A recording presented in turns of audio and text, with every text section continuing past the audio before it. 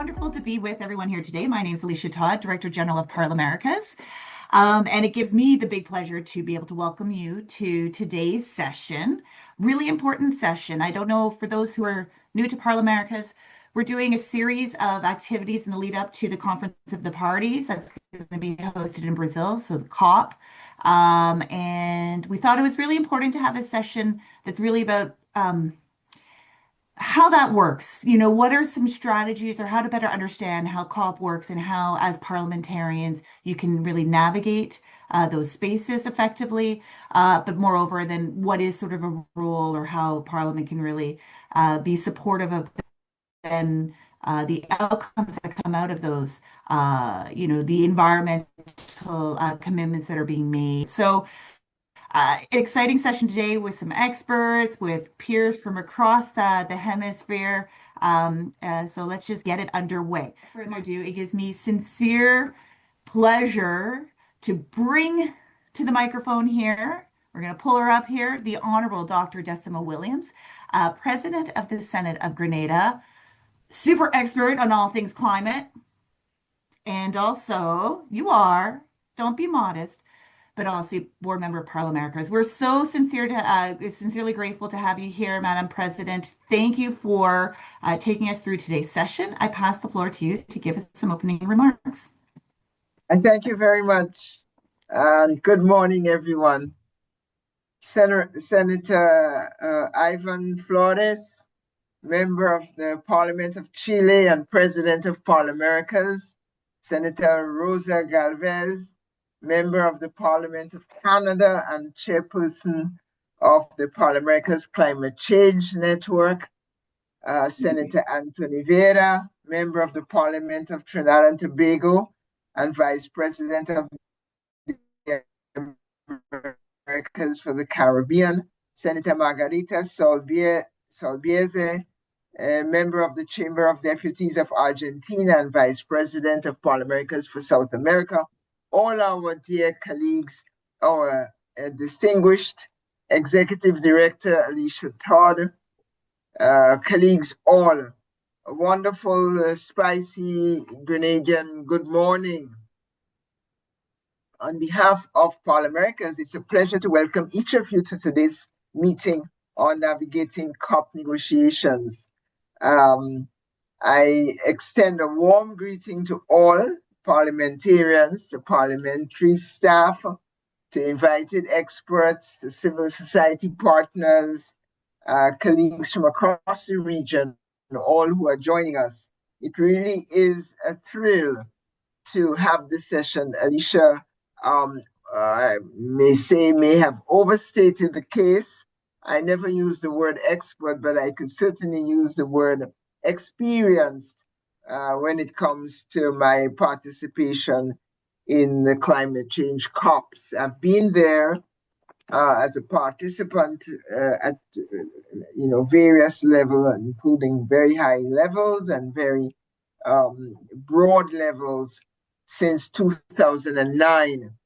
And so I've missed maybe two in that time span. So what I share with you is a synthesis, really, of some advice. I know this session will look at how to, perhaps my remarks are directed at why get involved. So today's meeting offers a timely opportunity for dialogue. I'm looking forward to hearing the perspectives of our panelists, who yourselves bring valuable experience from regional and global negotiating processes, of which there are so many now. Your insights will help illuminate the pathways through which parliamentarians can contribute meaningfully to these fora. And when I started in 2009, there really wasn't, at least to my knowing, specially designated and designed fora for parliamentarians or even interests in it. It was mostly about negotiators. The premium was there, and of course the media and the advisors and so on, but parliamentarians are now gathered and brought to negotiation, certainly on the climate change one, with ParlAmericas through the Global Legislators Group, GLOBE, even through, I notice, IPU and other bodies now are mobilizing parliamentarians as a group. The Conference of the Parties, COP, to the UN Framework on Climate Change, the UNFCCC, alongside other negotiating spaces for other conventions, such as the Regional Escazú Agreement, or the Global Biodiversity Convention, or the Convention on Wetlands. This one is meeting right now, actually. They all serve as vital fora where states and diverse stakeholders negotiate and adopt decisions that define the contours of global environmental governance. They shape environmental justice.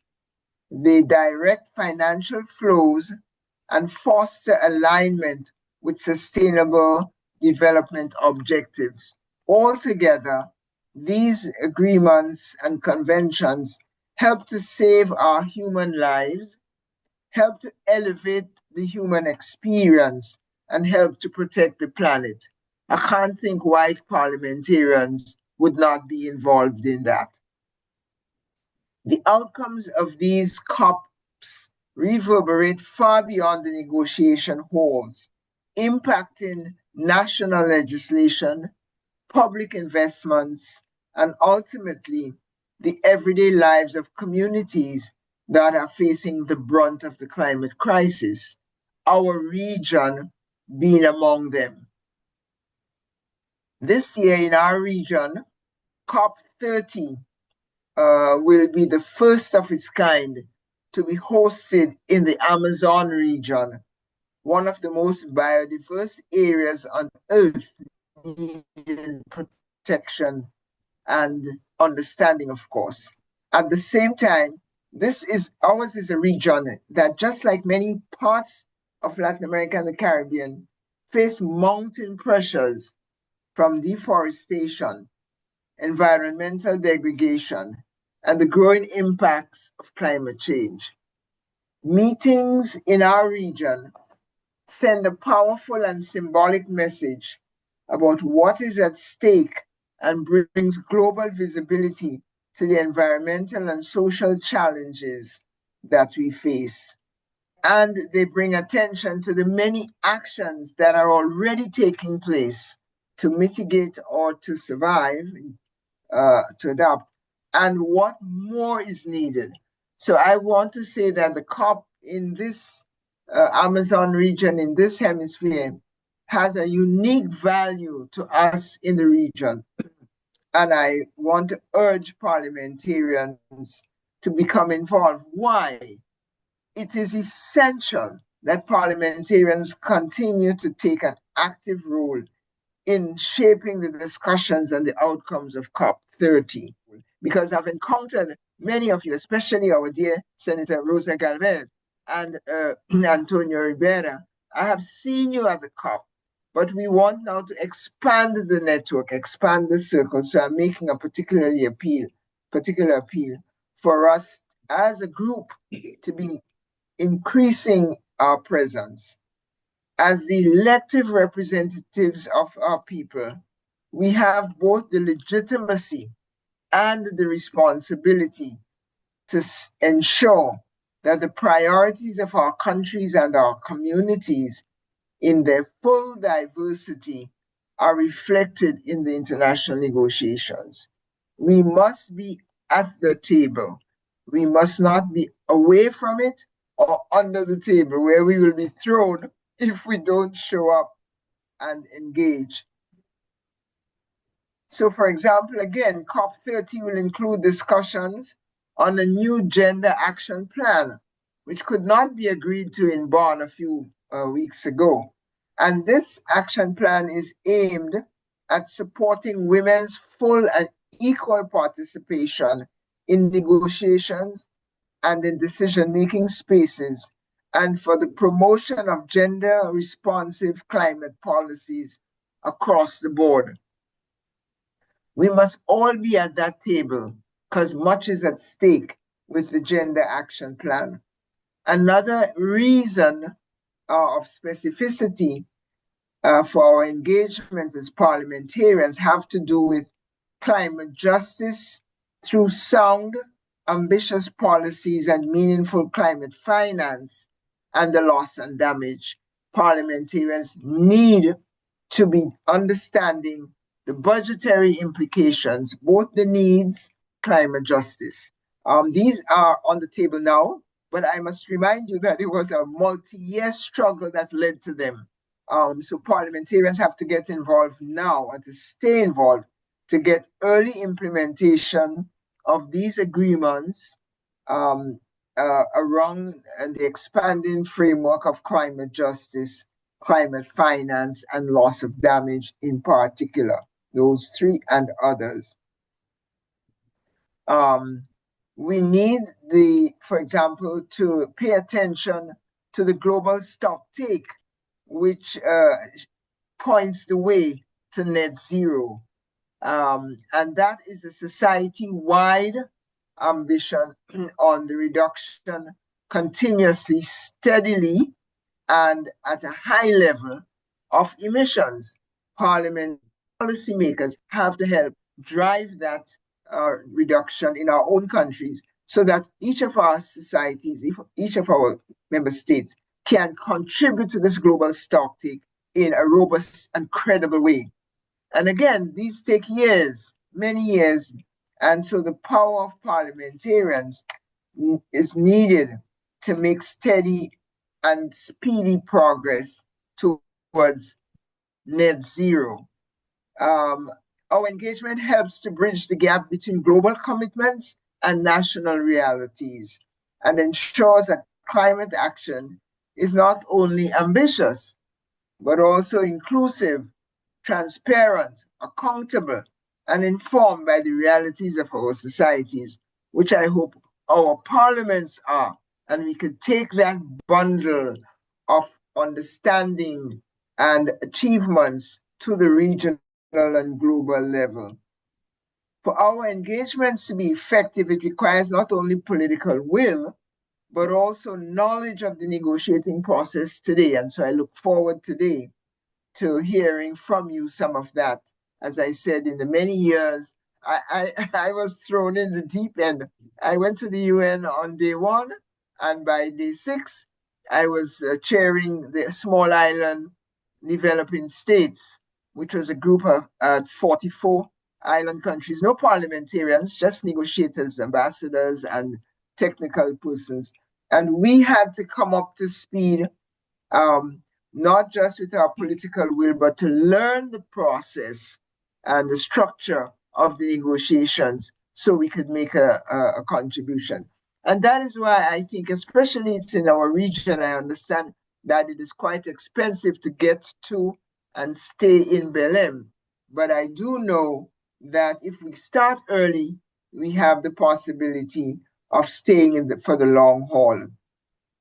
As I close out, I want to say that understanding these complex international fora are structured, how they're structured, how decisions are made, and who the key actors are, enable us to identify every point where parliamentary voices and perspectives can add value. A Globe and maybe UN Women or ParlAmericas came back from a preparatory meeting on the NDCs in Berlin. And there we had an orientation and a training about the NDCs. What are they? How should they be negotiated? Why they are important? And there's a survey that has been conducted. What does the survey say, and how do we contribute? So it's important that we learn how these things are done. Who are the actors? Oh, I was going to say that it is in Berlin that I met the CEO of Brazil for the Brazil COP. And it is in sometimes formal and informal ways that we get to encounter key decision makers that will then give us access to both understanding and contributing. So I'm continuing to make an appeal.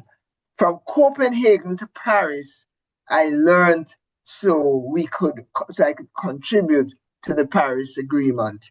Our responsibility does not end with participation in the negotiations, but through strong parliamentary oversight that will ensure that these agreements are actually held to and fulfilled in our country. And it does mean then effective oversight. I'm rushing because I've overgone my time. Something we can do right away is inquire with our executive branches about the status of the nationally determined contributions.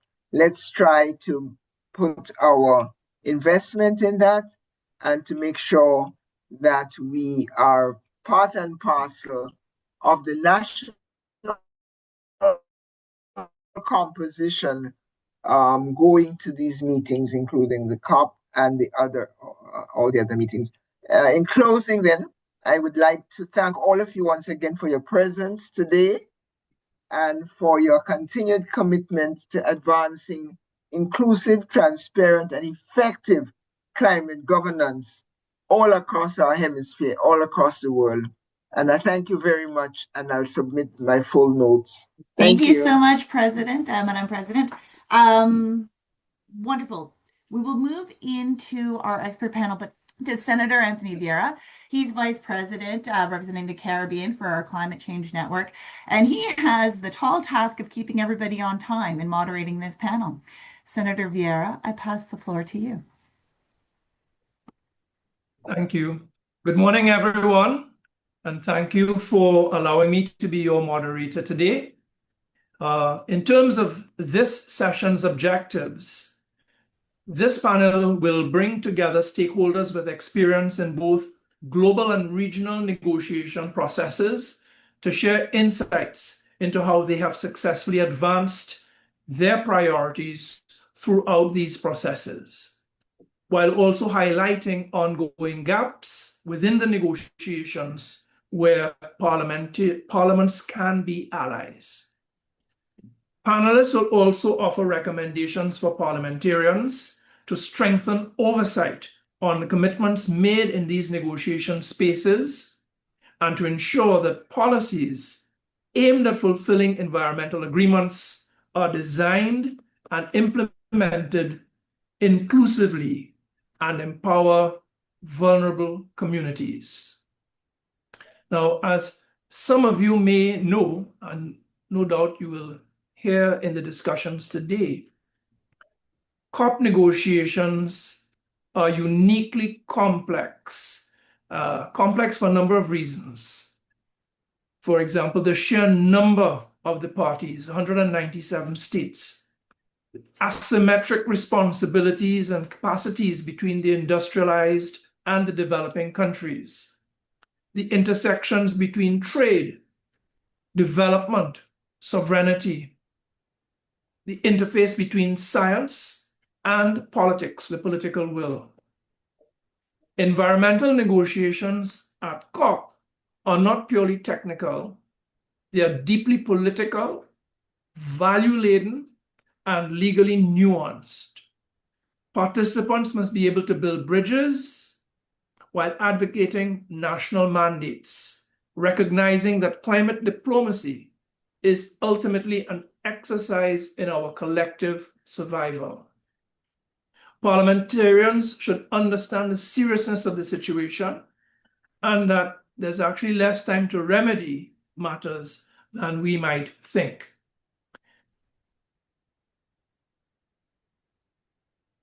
So those are my brief comments on the subject, and I'm now going to happily pass the baton to the experts. As you will see from the agenda, we have three panelists: the Honorable Senator Rosa Galvez, Ms. Surabe Mercado, and Dr. Daniel Buss. What I'm going to do is I'm going to have two rounds of questions. In the first round, I will ask each panelist a personalized question that explores their perspectives on the dynamics of COP negotiations. Each panelist will have a maximum of 7 minutes to respond to the first question. So may I introduce and ask the first question to Senator Rosa Galvez. Rosa Galvez is the president of the Parliamentary Network, ParlAmericas Network on Climate Change, and she's going to speak about the parliamentary participation in negotiation processes. Senator Galvez is originally from Peru and is one of Canada's leading experts in pollution control and its effect on human health. She has a PhD in environmental engineering from McGill University and was a professor at the Université Laval at Quebec for over 25 years, heading the Civil and Water Engineering Department from 2010 to 2016. She specializes in water and soil decontamination, waste management and residues, sustainable development, environmental impact assessments, and climate risk to infrastructure. I'm also happy to say she's my friend. So welcome, Senator Galvez. And my question to you is this. Through your time as a parliamentarian, you have taken part in multiple COPs. Drawing from your experience, what have you found to be the best ways for parliamentarians to meaningfully participate in these forums, particularly considering the challenge of COPs being more executive-oriented spaces? Gracias, Anthony, por la pregunta. Me gustaría mucho poder decir que he participado a las negociaciones, pero eso ha sido muy en paralelo. Ha sido cuando ministros específicos me han pedido de tener discusiones uno a uno con ellos antes, durante las COPs. He asistido a varias COPs en diferentes contextos y con distintos objetivos. La primera COP a la que asistí fue la COP en Lima en 2014. El tema ya era economía verde en ese tiempo. Es verdad que esta COP se centró en el Acuerdo Internacional sobre el Clima y tuvo resultados claves concerniente a la adopción del llamado de Lima a la acción climática, que tenía como objetivo facilitar las negociaciones del acuerdo que tuvo lugar en 2015 y aumentar definitivamente las ambiciones. Pero no puedo parar de hacer la remarca que esto hace 10 años y que hoy en día Belén du Pará es la COP30 y que las emisiones de gas continúan a aumentar a pesar a pesar de que la ambición escrita ha aumentado, a pesar que las tecnologías limpias basadas en energía renovable baten todos los récords de eficacidad y de costo, y a pesar de que un país emisor muy importante, los Estados Unidos, bajo la presente administración, se ha retirado del Acuerdo de París.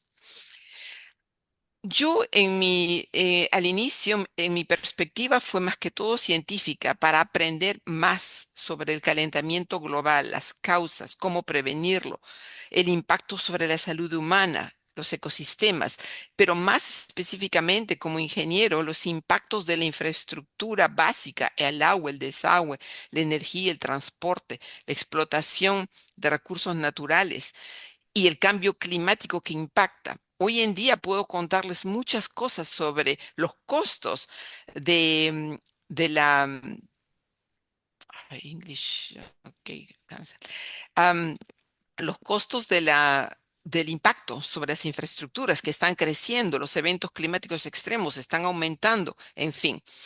Entonces yo he pasado de hacer una participación científica y técnica a una participación más parlamentaria con respecto a las leyes. Tengo que mencionar que cuando inicié mis actividades parlamentarias en 2016, descubrí que no hay una plataforma oficial ni un espacio para parlamentarios específico al interior de las COPs. Pero sí tengo que remarcar el trabajo de ParlAmericas, de Globe, de la IPU, como se ha mencionado, de hacer espacios paralelos a la COP, paralelos. Inclusive IPU tiene un espacio al exterior del sitio donde se reúne la COP. Entonces, de mi perspectiva, and I will continue in English, we often find ourselves on the sidelines of the COPs, and this has to change. This must change. Even though we are the ones responsible for providing, approving laws, budgets, accountability mechanisms that give these international agreements life at home, individually in our own respective countries, we have to press and push that our presence and our engagement make a real difference before the COPs, during the COPs, and post the COPs. Because as I mentioned, we are now at the COP 30 and emissions keep growing, and we are not talking about any more 1.5 degrees higher. We already exceeded that goal. So we know that the objective of the Paris Agreement, but not only on the climate, but also on the global biodiversity framework, because all these crises are related. The plastic treaty, we cannot achieve this objective without national individual actions. So we must acknowledge the gap first, that the parliamentarians have often been underrepresented in COP process. And this is doubly frustrating because when I go to COPs, since the beginning, either as a scientist or as a parliamentarian, I know that other stakeholders are abundantly representative.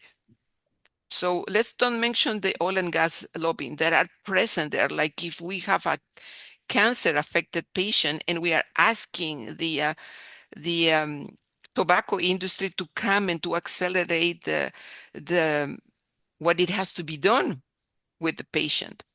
So in general, first, we must recognize that while executive branches negotiate, parliamentarians are essential to implementation.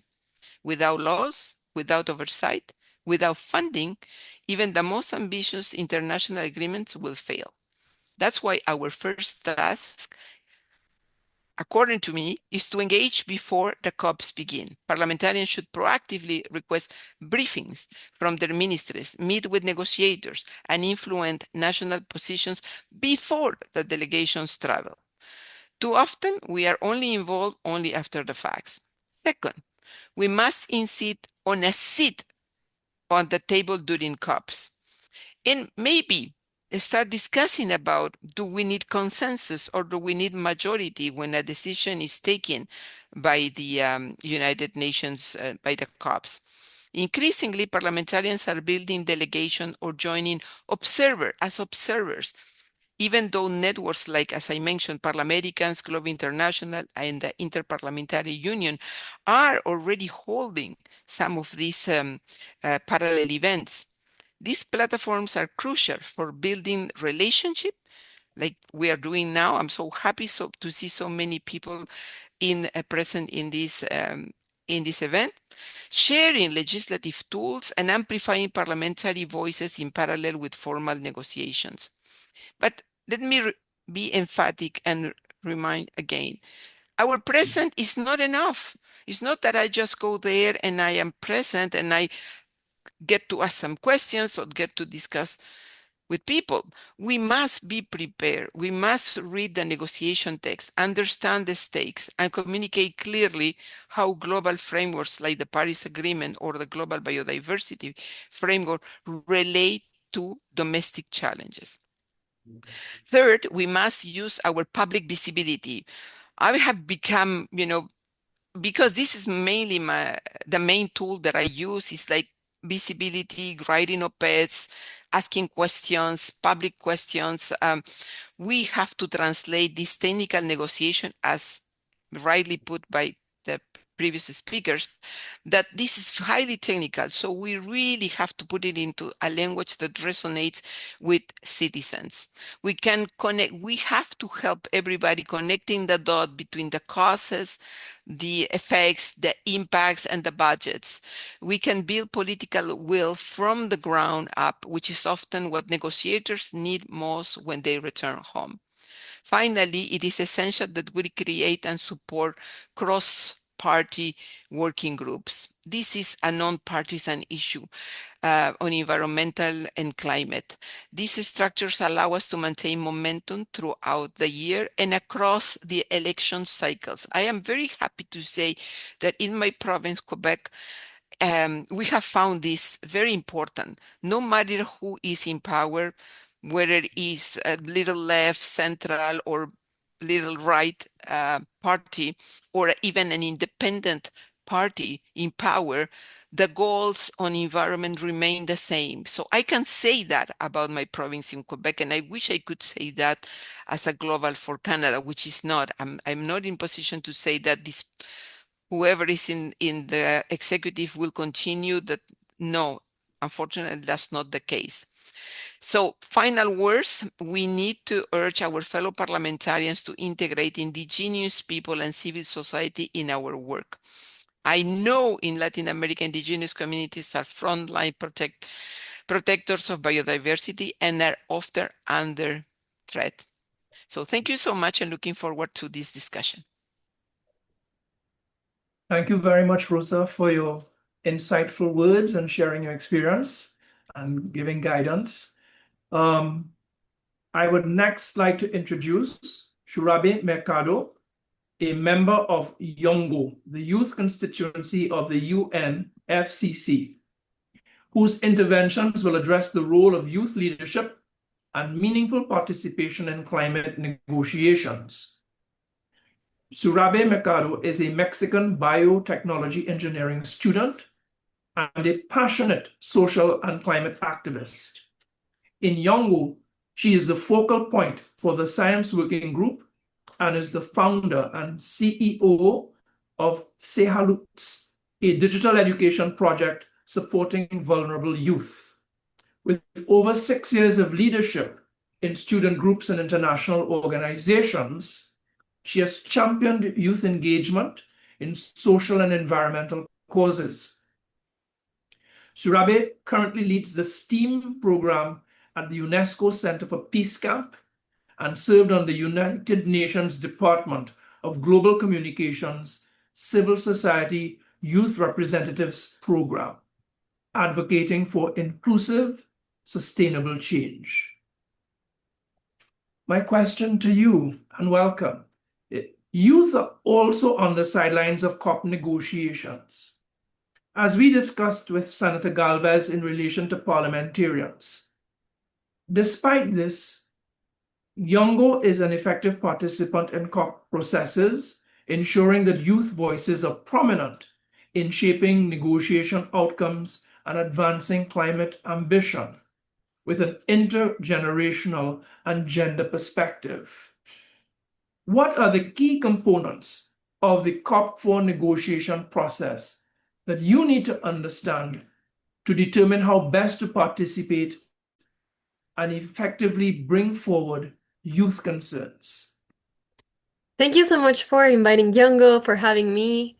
We much appreciate being able to speak here today and share about children and youth engagements in the COP processes. Indeed, children and youth are at the sidelines when our future is what is being negotiated. And I'm gonna change between Spanish and English. Es cierto, se nos deja solamente de lado a un costado mientras se negocia nuestro futuro como juventudes. Pero no nos quedamos callados. As a right holder constituency o grupo oficial, participamos en sesiones formales, negociaciones temáticas y encuentros bilaterales para abogar por políticas climáticas realmente ambiciosas. Para incidir de manera significativa es fundamental entender la estructura del proceso como los puntos estratégicos donde la participación juvenil puede tener mayor impacto. Además de todos los aspectos técnicos y el estado actual de las negociaciones, necesitamos conocer nuestras posturas y demandas clave. La COP funciona mediante una combinación de sesiones formales, como ya lo sabemos, pues están las plenarias, los grupos de contacto, los contact groups, las negociaciones temáticas, en donde pues están los diferentes tracks como de financiamiento, adaptación, mitigación, género, y pues los espacios informales como son los eventos paralelos y las acciones de sociedad civil.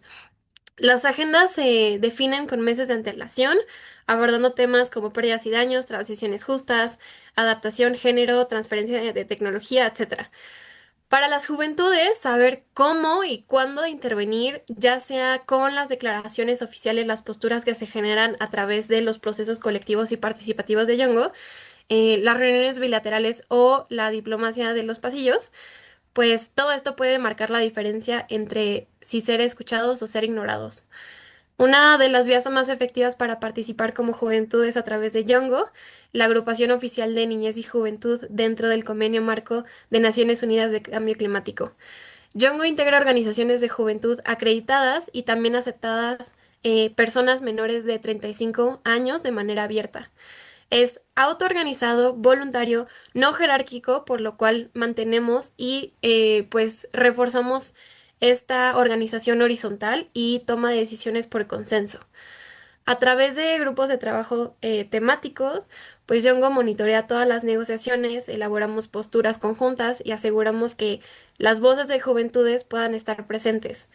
Participamos activamente en reuniones con delegaciones, que son con member states parties, observamos negociaciones, contribuimos con intervenciones colectivas.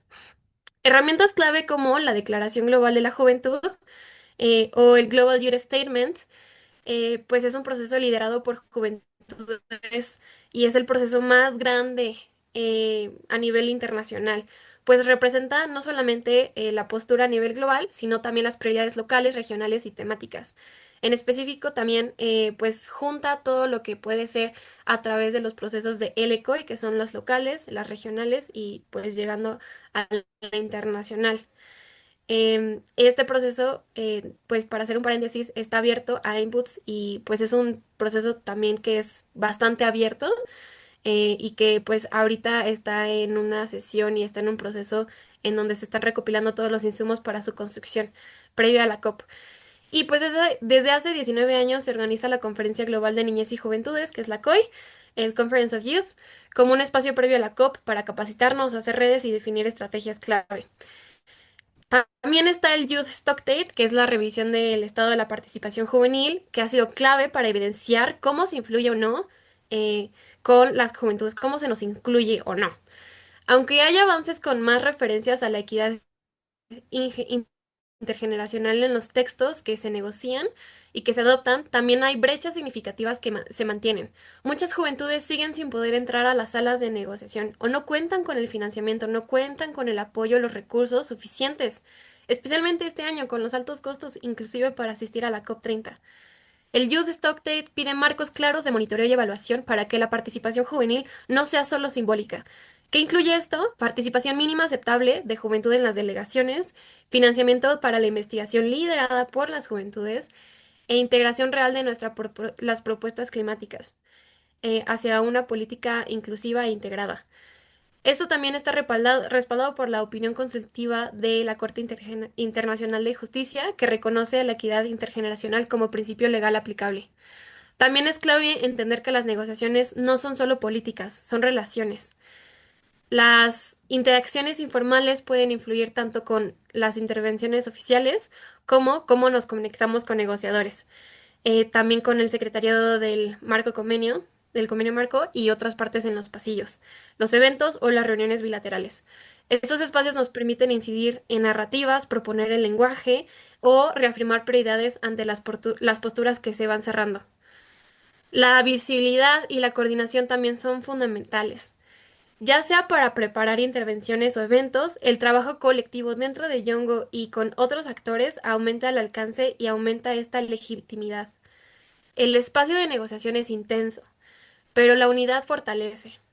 Por ejemplo, como fue en la COP28, las juventudes trabajamos con pequeños estados insulares para apoyar el lenguaje sobre pérdidas y daños. Un ejemplo de cómo estas alianzas pueden mover verdaderamente la aguja. Y finalmente, la preparación es todo. Las estrategias, simulaciones, la capacitación técnica son esenciales para navegar estos espacios y es cómo se lleva sostenido desde principio de año, incluso antes, con diferentes estrategias, cómo nos aliamos, cómo nos estamos formando y de verdad estamos trabajando en conjunto. No queremos solo un lugar en la mesa, queremos rediseñar la mesa con equidad intergeneracional, perspectiva interseccional, una perspectiva de género y con la justicia climática al centro de la conversación. Muchas gracias.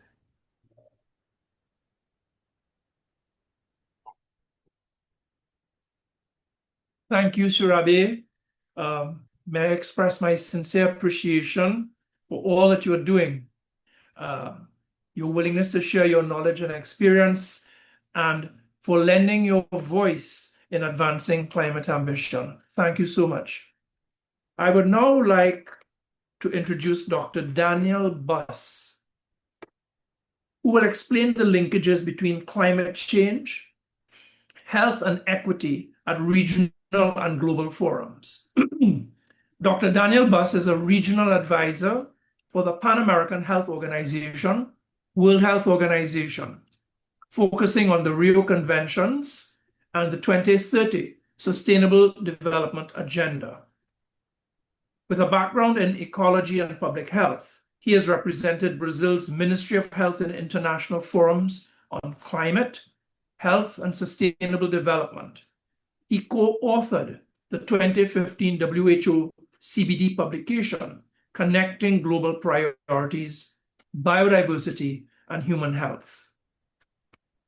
My question to you, Dr. Buss, based on PAHO's experience working to strengthen and integrating an equity-oriented health approach into climate discussions across global and regional instruments, what are some of the strategies you have found most effective to highlight the connections between the climate and health and gender equality?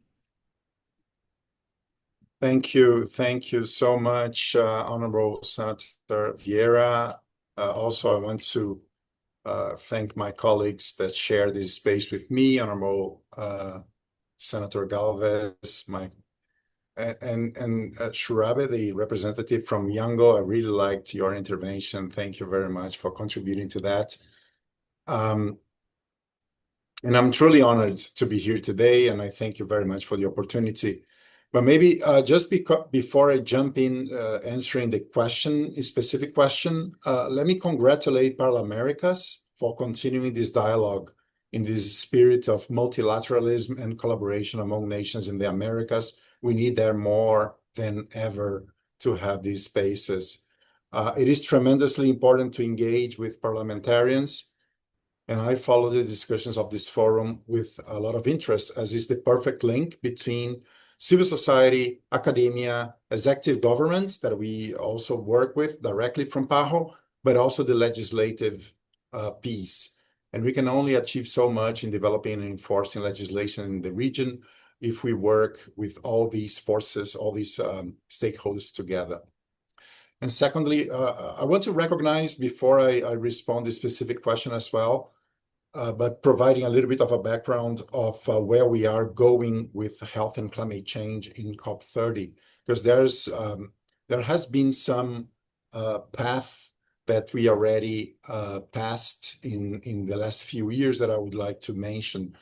But also, I would like to mention and commend countries of the Americas for their leadership in climate and environmental health. I think that the ones that preceded me mentioned that Colombia held in November last year the COP16 of the Convention of Biological Diversity. That was in Cali. That was a very important meeting where, for health as well, it was approved a global plan of action on biodiversity and human health, which is particularly important for countries of the Americas because it speaks about the production of medicine extracted from nature, for example, including medicinal plants that are also a valuable part of knowledge of indigenous and other traditional peoples in the Americas. And also it speaks about the benefit sharing mechanisms to support that, including financially, where peoples who have previous knowledge of the benefits of using those medicinal plants should also receive a share of the resources that are generated with medications, vaccines, etc. Then also last year, Brazil's presidency of BRICS, there was a climate and health program that was produced.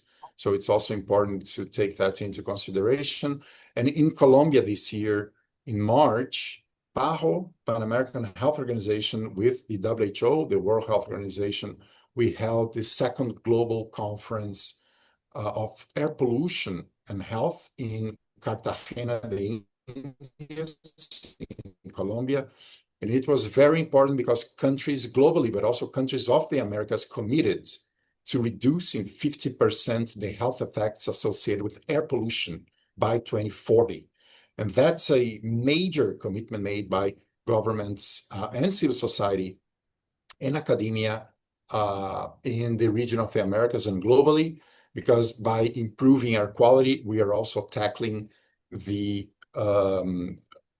climate-related short-lived climate pollutants, for example, or other constituents of greenhouse gas that a country and a city emit. So by expanding the work of air pollution and climate change, we are able to not only deliver better health and well-being, but also tackle climate change. So specifically about COP processes, I want to raise your attention as well that in COP28, we had the first time ever a dedicated day for health. So after 28 COPs, we had a fully dedicated day for health. This year, we're going to have in November 13, the Health Day during the COP 30 in Belém. So it's a very important day that marks as well these type of discussions for the sector. Back to COP28, we had the UAE Declaration on Climate and Health that was signed by more than 130 countries. And now that if we fast forward to COP30, we're going to have next week, starting on Tuesday in Brazil, the Pan-American Health Organization, the World Health Organization, with the government of Brazil, we are organizing the Global Conference on Climate Change and Health. And it's a very important conference for us because we are supporting the Brazilian presidency of COP30 in preparing a document and doing a consultation to prepare a document that is going to be presented by COP30 presidency of Brazil called the Belém Health Action Plan, which outlines actions to be held by the health sector and other sectors, but aiming to produce health indicators to tackle climate-sensitive diseases and conditions, for example, by developing health surveillance and early warning systems. And then so the health sector in general is better prepared to anticipate, prevent, better respond, and quickly recover from climate-related events. I take notes of Caribbean colleagues here, so to work with early warning systems for hurricanes, for example, or climate-sensitive vector-borne diseases such as dengue, malaria, Zika, chikungunya, and the effects of heat that is growing in this region. And I want to call your attention, parliamentarians, about the effects of heat on health and wildfires as well, both in human health, but also in environment. But we always try to work with these sectors to promote health, but also to increase health equity. So responding or getting closer to respond to your question. So the most affected persons are usually not the ones that generate the problem. So also this creates an important situation, a vector of work. So focusing on populations in situation of vulnerability is particularly important. Migrants, people experiencing homelessness, children and the elderly, outdoor workers, for example, for heat effects. This health action plan, what Brazil is proposing for COP30, and I'm happy to circulate the document if you didn't have the chance to have a look at that. This health action plan recognizes the differentiated impacts of climate change to different populations and also proposes a way forward to advance with a just transition process. But also let me remind you of another piece that addresses incessantly with the 35 countries and 18 territories of the Americas that are our constituents. We have a dedicated Caribbean health and climate change action plan. We have a dedicated agenda, regional policies that we have. They all synergize very well with the proposed Belém Health Action Plan, but also the recently approved PAHO's policy on strengthening an equity-oriented health sector action on climate change and health. And in this policy, we have 5 main lines of action, and I'm going to outline one of them that is particularly important to respond to your question. Improving governance on climate and health is one of the pieces, very important. So the health sector is sitting at the table and negotiating, as other colleagues have mentioned, the importance about that, but also having the specific tools to improve health surveillance, linking that with climate change. I mentioned already the early warning systems and response plans, but those must really include strong social participation from civil societies, community, academia. So hearing the voices of the ones that are being affected, really into tailoring specific action plans that are not flying over nations and global, but also going to the territories and having very specialized response plans dedicated to those communities. Also to reduce greenhouse gas emissions from healthcare facilities and from the whole health supply chain, which is massive in many countries, is one of the most expensive or procured ministries that we have in countries.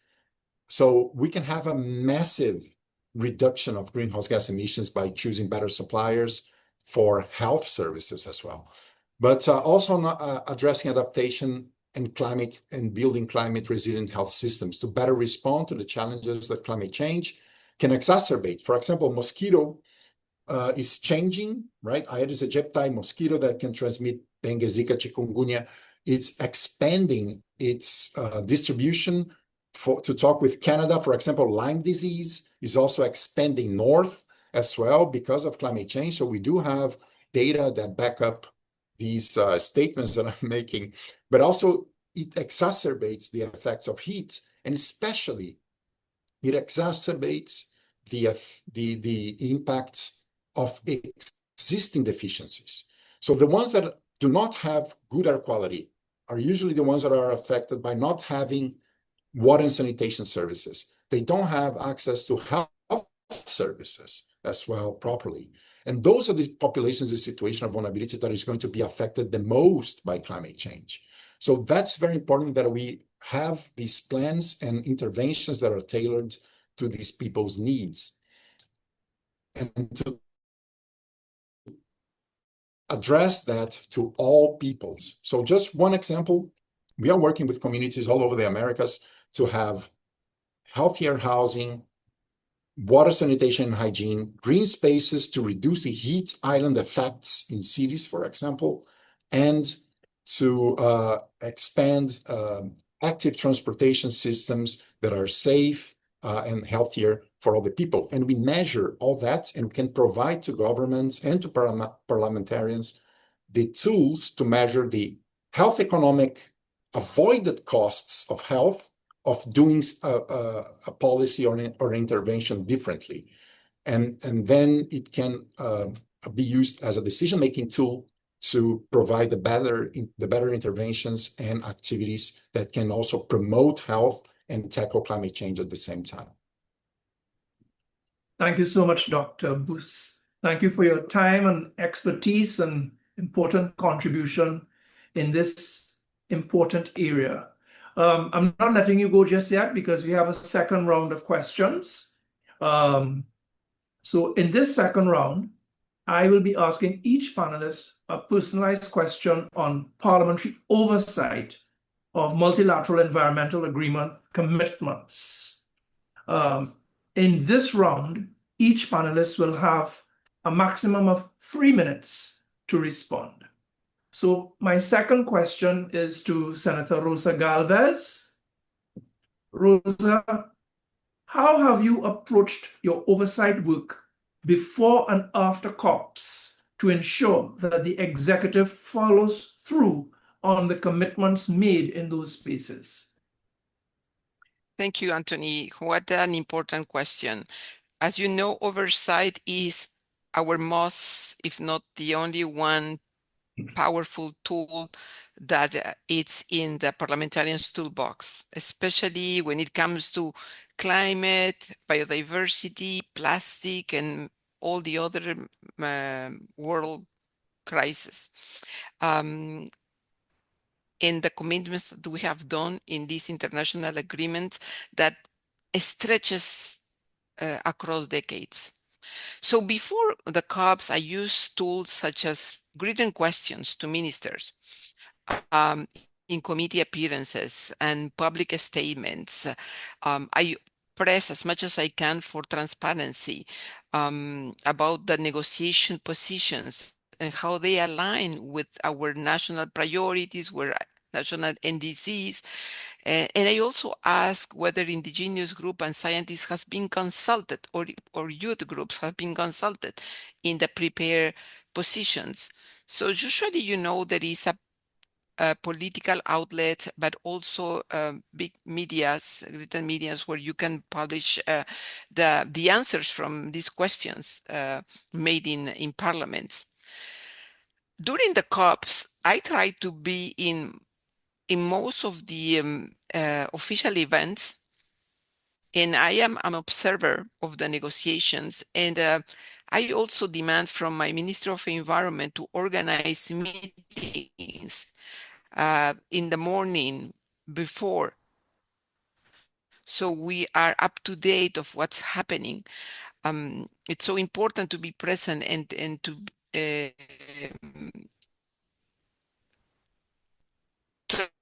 try to push, as much as you can.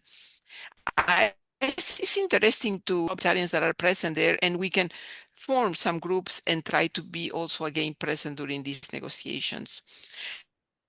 After the COPs, my focus shifts to follow through. I analyze whether new legislations or the budgetary allocations reflect what has been promised internationally, specifically with respect to our NDCs. Are they putting our laws to reflect the commitments under the biodiversity of the plastic framework, and are the budget allocation sufficient? And they have their own performance indicators. So I try to see that the functionaries are keeping up with the performance that has been promised. In Canada, I use the Senate committee studies, audits, and motions to monitor this alignment. I work also, as I mentioned, with cross-party. I'm an independent senator, so that is helpful sometimes to talk to people from other parties and just hold a discussion from a neutral position. I try to keep this discussion in the public eyes, nationally, internationally, because when citizens are informed, governments are more accountable. And oversight is not just about criticizing, it's about constructive, putting the expertise. In my case, I have expertise, so I try to provide with ideas, with alternative, and to these performance indicators, that how are they chosen and how are they used. And specifically, I would like to mention as the last point, a specific initiative. So I'm involved with the Parliamentarians for a Fossil-Free Future. In 2021 at COP26, 19 parliamentarians from 10 different countries launched the Parliamentarians Call for Fossil Fuel-Free Future. Today, there are more than 1,000 parliamentarians from 95 countries in the network. So I invite you to take knowledge and know more about this. The first project of the network was called Global Parliamentarians Inquire into the Progress of Fossil Fuel Phase Out, that was initiated to harness the voice and influence parliamentarians. In December 2023, during COP28, we produced a preliminary report with initial findings and recommendations that was released. Recently, for a fossil-free future, this group, we launched another parliamentarian inquiry into the progress of fossil fuels phase out in the Amazon. Why? Because if we protect the Amazon, we are being more efficient, because we are attaining not only the objectives for preserving carbon sinks and reducing emissions, but also preserving and conservation of the biodiversity, which is the other major crisis, planetary crisis. So if we can start by protecting such a wonderful and important critical part of the planet, the Amazon, from the terrible effects of pollution, I think that we will have progressed much quicker in our endeavors. So I will stop there. Thank you so much, Anthony. Thank you, Rosa. Ms. Rabe Mercado, my second question to you. Given the need for intersectional and intergenerational climate action, what are some of the key issues you recommend parliamentarians prioritize in their oversight work over climate commitments based on ongoing advocacy by youth and women's organizations? Thank you so much for the question. Now, I'm going to answer again in Spanish. Nuestra generación lo está sufriendo ya en el hoy. ¿Qué nos deparará el mañana si no se actúa? La crisis climática es real. Ya no podemos permitirnos compromisos simbólicos ni inclusión meramente performativa. Como lo estableció ayer la Corte Internacional de Justicia, los parlamentos y gobiernos deben actuar como habilitadores clave de una gobernanza climática basada en derechos, interseccionalidad e intergeneracionalidad, comenzando con voluntad política real y relevante, mecanismos robustos de rendición de cuentas y un enfoque inclusivo que vaya más allá del binarismo de género. No dar lugar a la regresión, sino avanzar con fuerza. Acelerar la acción climática con equidad al centro implica ir más allá de la ambición en papel. Este año particularmente es urgente que se revisen las contribuciones determinadas a nivel nacional o las NDCs de los países y que se aseguren que respondan a las realidades, los derechos y las necesidades de todas las personas. Esto incluye reconocer los derechos de las infancias y las generaciones futuras e incorporar elementos transformadores de género en todas las etapas de las NDCs. También se requiere que estos compromisos estén respaldados con presupuestos, cronogramas e instrumentos concretos de implementación construidos de manera participativa con infancias, juventudes, mujeres y pueblos indígenas y comunidades locales. Los parlamentos deben exigir que los compromisos adoptados en las COPs, futuramente COP 30, se cumplan en los territorios también. Hay una brecha muy grande de lo que se habla a nivel internacional y lo que verdaderamente se implementa a nivel local, y eso se tiene que cerrar. Responsabilidad del Estado regular a los actores privados también el incumplimiento o el otorgamiento de subsidios a los combustibles fósiles, que puede constituir un acto internacionalmente ilícito que atribuye al Estado. Los gobiernos tienen la obligación legal de garantizar acción climática significativa ya. La acción climática no debe replicar las injusticias sistemáticas que han sido sostenidas de manera histórica y que siguen perpetuando las violencias que exacerban las desigualdades socioeconómicas y ambientales entre los grupos más vulnerados. Pedimos a las y los parlamentarios priorizar las demandas de las comunidades que están en primera línea. Como ya lo dijeron, pues mis compañeros acá de panel, pueblos indígenas, pueblos afrodescendientes, personas de género diverso, niñas, mujeres rurales y juventudes que pues también viven en la humanidad del día de hoy y que sufren las consecuencias del colapso climático. Esto no solo implica la participación significativa, sino financiamiento accesible basado en donaciones, democratización del acceso a la información, construcción de capacidades, fortalecimiento de las políticas con enfoque biocentrista y construida con conocimientos tradicionales. Necesitamos mecanismos para institucionalizar la equidad intergeneracional y la justicia de género. Esto incluye integrar formalmente a juventudes, infancias, mujeres y personas de género diverso en los órganos de supervisión climática, garantizar todos los espacios para propuestas lideradas por juventudes y financiar este trabajo.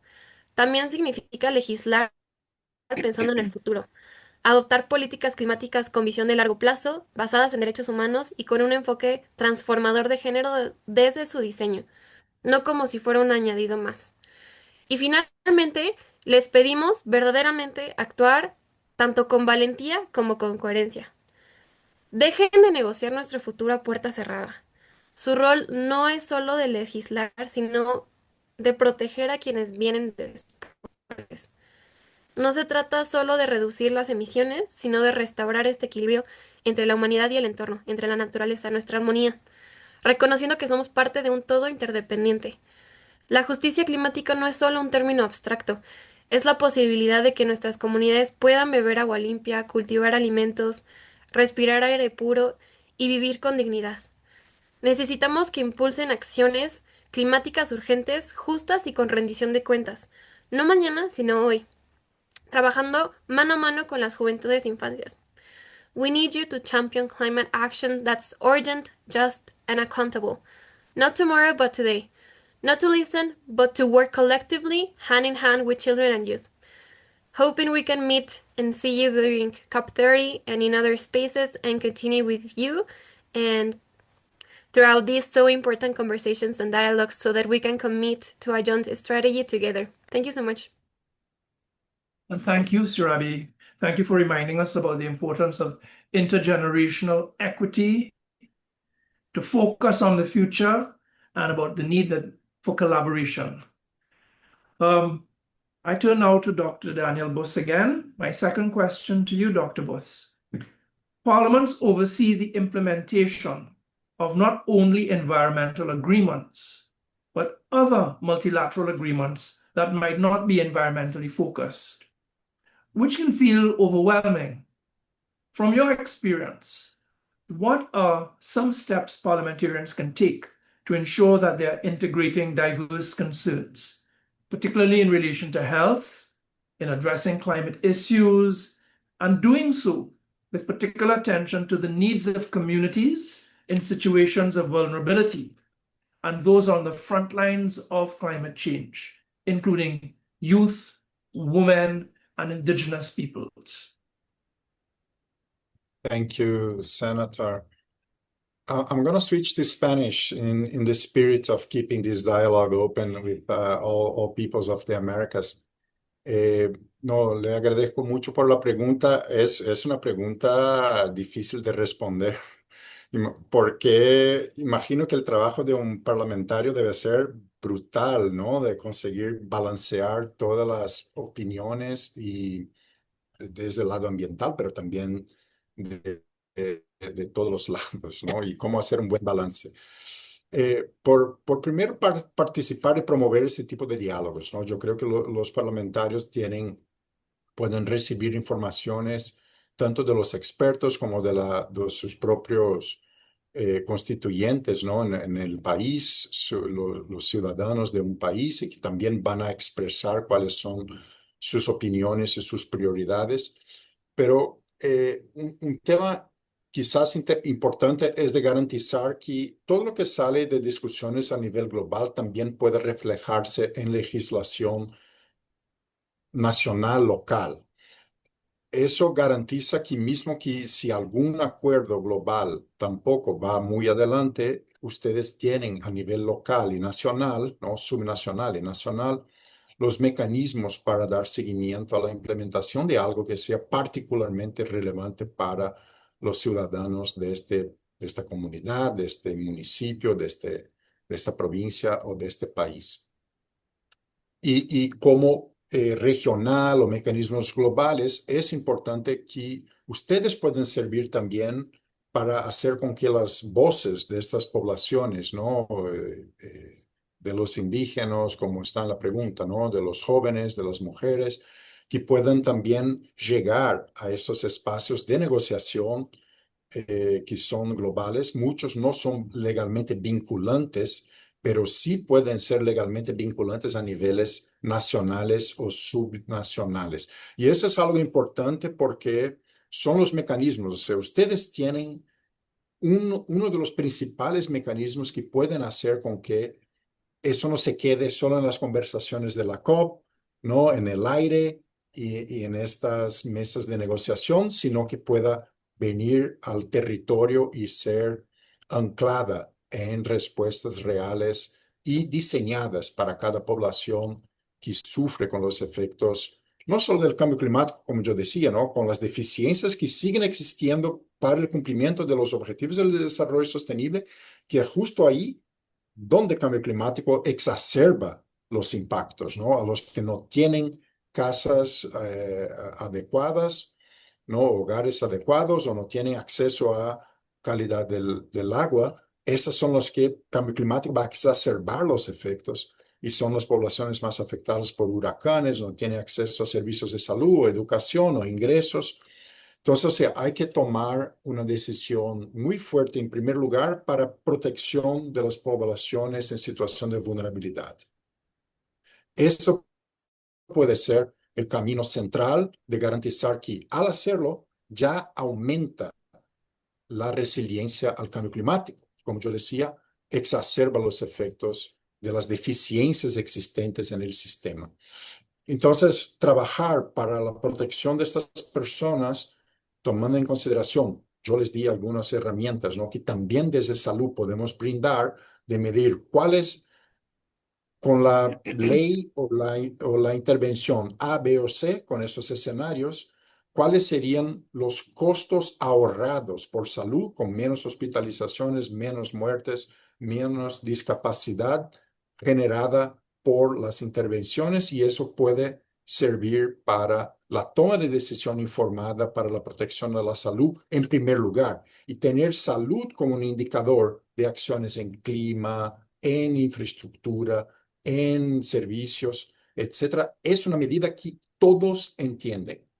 Si uno habla de tu salud, uno para y te escucha. Lo vimos lo que pasó con la pandemia, desafortunadamente, con un ejemplo malo, pero ahí sí todo el mundo se paró para discutir este tema. Cambio climático es un desafío de igual o, si no, mayor dimensión que la pandemia que tuvimos de COVID y por eso tenemos que tratar con la misma gravedad, con la misma seriedad este tema. Así que cuento mucho de seguir, me autoinvito a seguir conversando con ParlAmericas porque es un espacio fantástico en que podemos, yo estoy leyendo acá el chat, ¿no? Cuántas contribuciones de cuántas personas interesadas en el tema y que están compartiendo sus propias experiencias.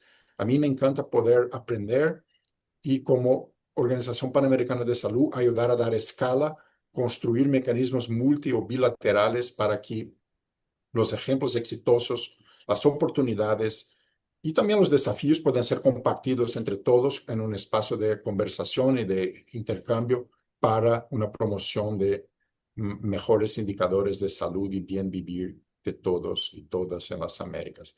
Así que muchas gracias una vez más por la invitación. Encantado de verdad de poder participar de este espacio. Thank you so much. And I am asking our panelists please to stay on because we're going to be going into the question and answer segment. Dr. Buss, I think your answers have whetted the appetites of our participants, and I expect that there are going to be lots of questions coming your way, as also to Surabi and Rusa. So what I'm going to do is the objectives of the dialogue. It's going to really be to provide a space for participants to ask questions of our panelists and for you all to share their experiences and challenges while participating at negotiating spaces such as COPs, holding the executive branch accountable to environmental commitments, or ensuring climate actions remain integrated with national development priorities.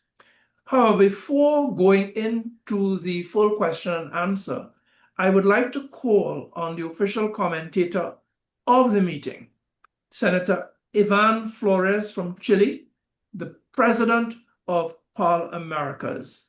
Your Excellency, I will be asking you this question, and you have 7 to 10 minutes to respond. Gracias, senador Vieira. Voy a hablar en castellano.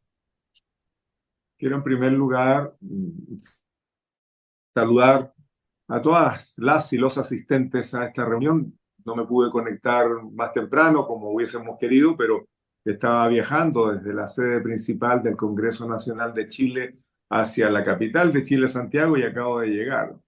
De tal manera de que recién ahora me pude conectar, pero más allá de la coyuntura, quiero manifestar mi alegría porque hoy día estemos nuevamente reunidos en un encuentro virtual que es parte de la preparación del grupo de parlamentarios que concurriremos al encuentro de las partes.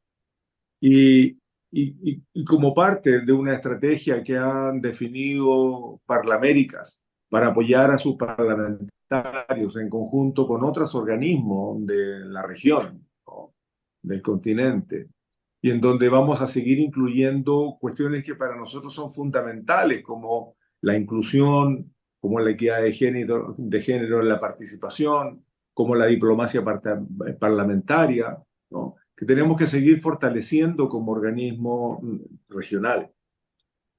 Hay desafíos que son importantes, que lo hemos conversado con el equipo de ParlAmericas y lo conversaremos en unos días más con el Consejo de ParlAmericas.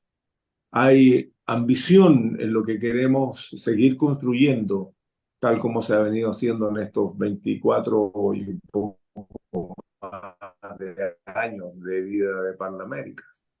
Y en ese contexto yo quiero primero saludar a Anthony. Muchas gracias por moderar, senador, este panel.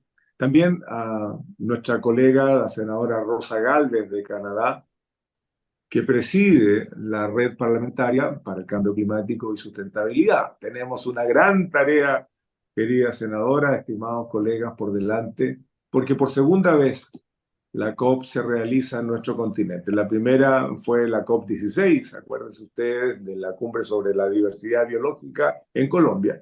Y la próxima nos encontrará en Belén do Pará, en Brasil.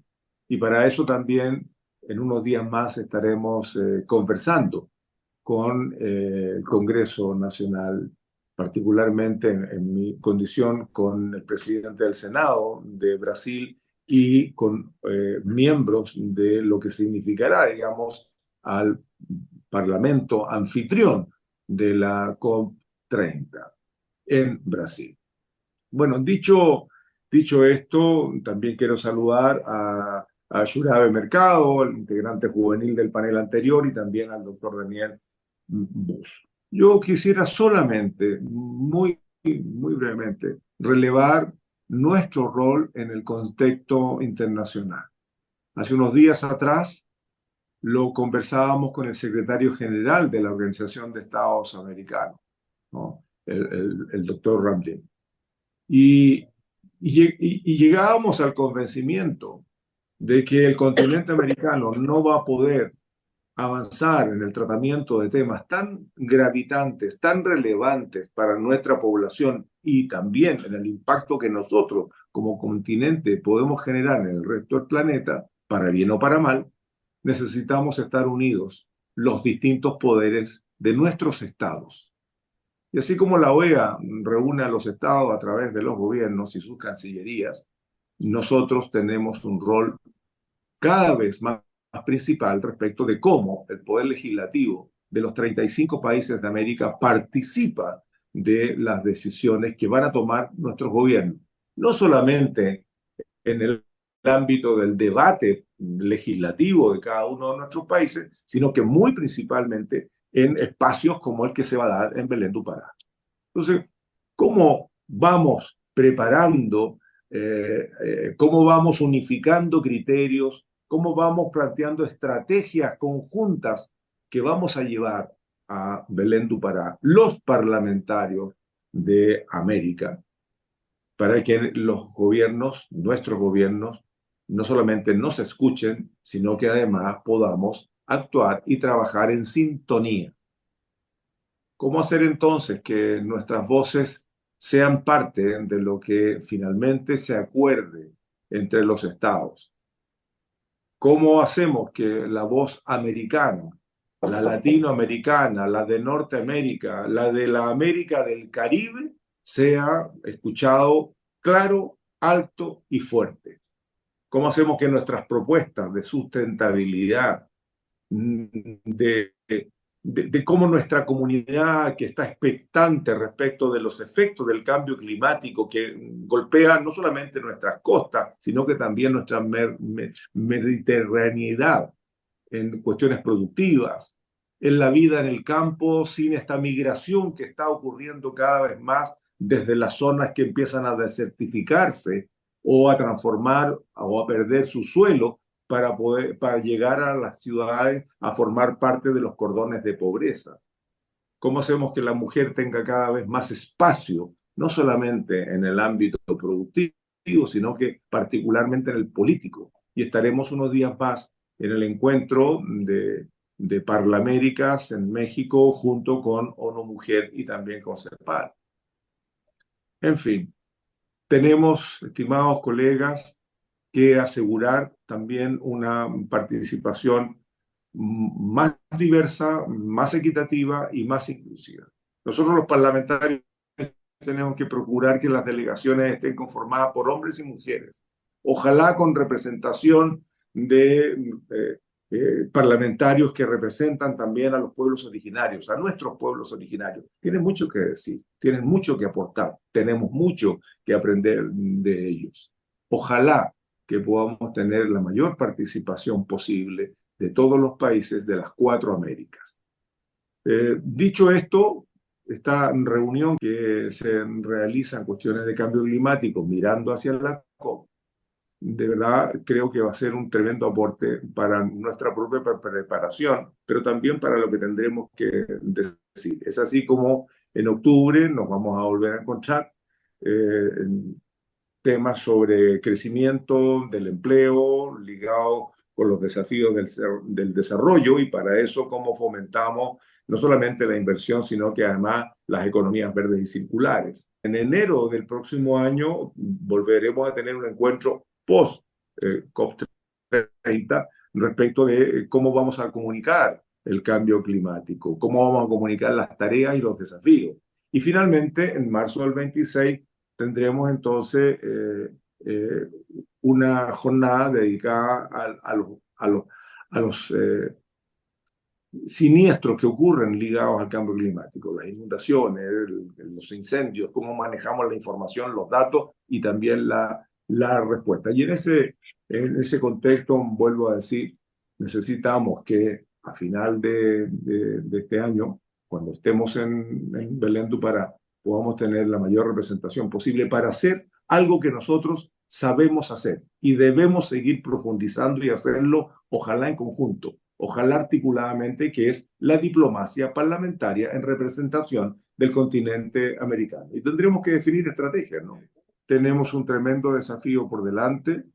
Muchas gracias a los equipos, tanto de ParlAmericas como de otros organismos que están desarrollando estas sesiones en conjunto con nosotros para que esto funcione bien, resulte bien, que tengan los resultados que todos esperamos. Así que desde la presidencia de ParlAmericas, un abrazo fraterno a todas y todas. Muchas gracias por concurrir. Yo sé que es un tanto impersonal hacerlo a través de un sistema, ¿no?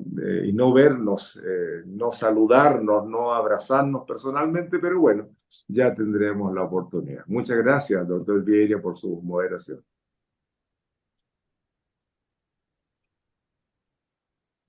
And thank you so much, Senator Flores, for this important call to action, because that is what I heard. When you speak about how do we prepare, how can we unify, how do we strategize so that our governments will listen and align, how can our voices be heard, and how can this region be represented? That is a call to action, and I want to thank you for making that call. I will now be opening up the dialogue space for participants. At this point, I'd ask you to question or reflect on good practice for your parliament or country which has been implemented in this topic. You can raise your hand via the Zoom platform, or you can submit a question via the chat. So, do we have any questions at this point? And the questions can be posed to the panelists to stimulate if needed. I see a question from Julia Miranda. Muy buenos días a todos. mucho gusto de estar con ustedes hoy aquí en esta reunión importante. Soy Julia Miranda, representante a la Cámara por la ciudad de Bogotá, en Colombia. Toda mi campaña y mi acción pública ha sido alrededor del medio ambiente, la biodiversidad y el clima. La acción climática es una de las tareas que he tenido en el Congreso para vigilar y hacer control político sobre el cumplimiento que nuestro gobierno debe hacer de los diferentes compromisos que ha hecho y que debe cumplir para el 2030 y que debe llevar a la próxima COP. Tenemos mucha preocupación en este momento porque aún el gobierno de Colombia no ha presentado su NDC, sus compromisos voluntarios. Y creo que es deber de nosotros como parlamentarios recalcarle eso al gobierno, hacer control político y reforzar esa exigencia que debe existir al gobierno, al ejecutivo, de cumplir la Convención del Clima. Realmente me encantó la participación de nuestra joven Shurabe. Ella tiene claro lo que los jóvenes deben esperar de los gobiernos en la próxima COP. Shurabe, gracias. Nos hizo un énfasis que debemos nosotros como parlamentarios recalcarle a nuestros gobiernos. La construcción de esas NDC debe ser hecha con todos, desde las bases, desde la consulta a la academia, a los jóvenes, a las diferentes organizaciones en nuestros países. No debe ser una propuesta voluntaria hecha en un escritorio en nuestras ciudades capitales. Debe ser una propuesta real, hecha con los gremios económicos para tener compromisos reales cumplibles. Creo que eso es una tarea nuestra como parlamentarios y debemos asumirla, así seamos congresistas de gobierno o congresistas de oposición.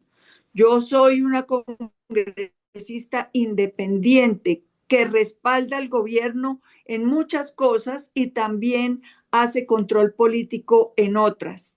De tal manera que creo que todos nosotros como parlamentarios debemos cumplir esa tarea para que las decisiones en la COP tengan una base de realidad y de posibilidad de cumplimiento muy, muy aterrizada. Creo que esa es una de las principales misiones que tenemos. Muchas gracias. Thank you so much. Now I have questions. President Decima Williams, from Janelle Chanoa, and from Christina Maitsuzi. Let me start with President Dr. Decima Williams, whose hand was up, I think, first. All right, thank you. And thank you for giving me a second opportunity to speak. I'll try my best to be brief so others may also have the floor. I heard and welcomed some, many great comments, and the question rhetorical but practical also in how shall we proceed? How shall we have impact? How can we move the needle forward? And this is a question that has gripped me since 2009 when I got involved. I thought things could happen more rapidly.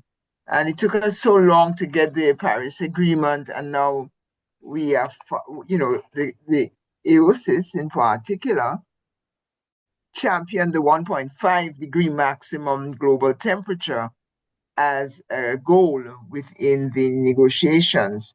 And we were laughed out of the room. But now that we have it, countries are not taking the actions necessary to really achieve it. And so I think we still have a lot of hard work to do. So my thinking on that and your question, as moderator, makes me think about how do we go forward and I want to suggest maybe we have 3 things we could do. We must prepare. We must prepare ourselves very well. And in this case, I think it's around the NDCs, the nationally determined contributions. Parliament has a role to play in that. We have to train people to understand what they are, why they're important, and how to achieve them.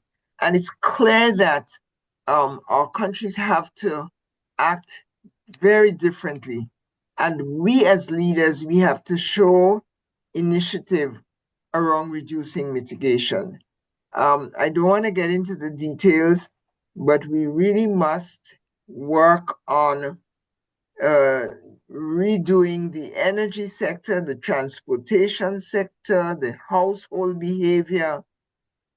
So we need to educate ourselves around the emissions in our countries. What are the strategies to bring them down that could get us back closer to 1.5 and toward net zero?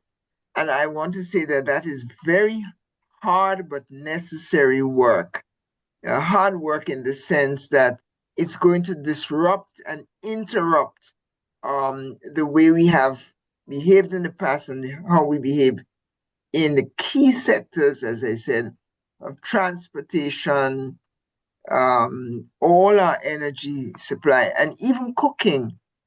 We've got to break into that renewable energy sector in a meaningful way. And then take that as a moral platform to call for others to do so. So that's the first one. The second one is building alliances. You know, I listened to us today and I watched, and we in GRULAC, that's going to be our platform. The Group of Latin American and Caribbean States, GRULAC. It is a recognized cohort within the negotiations, and we have to be together. And this is why today is so very welcome, and I'm so very grateful to ParlAmericas for bringing the whole region together, because the negotiations, as someone says, it's 197 countries, but we are divided up into various negotiating groups and negotiating platforms. And we must operate as GRULAC, which runs all the way down from Trinidad and Tobago, Suriname and all in the south, right up to Mexico.